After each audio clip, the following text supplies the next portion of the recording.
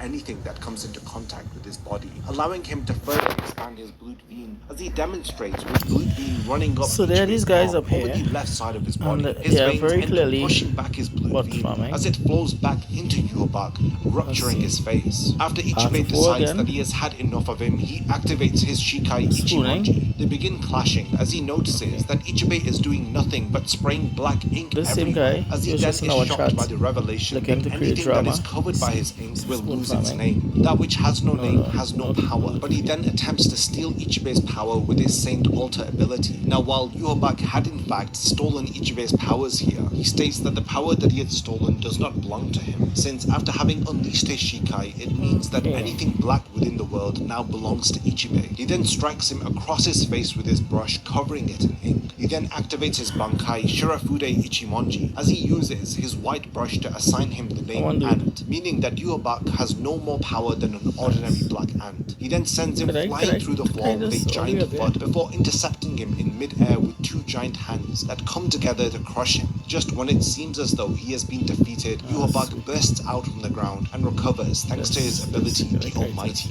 During this battle, Hashwald explains to Uryu that up until now, Yhwach has been fighting against Ichibei with his eyes closed. He states that it was necessary for Yhwach to regain his strength after 9 years, Now, mind because you, if he's he still were to there. have opened his Still eyes there. How before long this, now? then his Almighty would have gone out of control and may have even robbed the Steinritters of their power. He explains that their leader had only kept his eyes shut for their sake, because now that he has used the Almighty against Ichibei, it means that his 9 years for his strength to be regained have ended. We finally get to see the true power of Yuha, as it is revealed that the Almighty allows him to see into the future, as well as every power and ability that he is aware of will now take his side, so he cannot be hurt or defeated by them. This is the utterly broken power of Yhwach. When Ichibei activates his power, the Magnificent Death Mausoleum, and tries to use the black on his body to defeat him, Yhwach reveals to him that he has now regained his name and power, so Ichibei's technique is useless against him. He reminds him that his name is Yhwach, and he is the one who will rob him of everything. He attacks him with a blast that explodes his body, with his limbs scattered across the floor, as he states that he was correct with his promise of killing Ichibei 3 steps behind the line that he had drawn. Now with his Zero Division defeated, he turns his attention towards the Soul King, stating that it is now his time to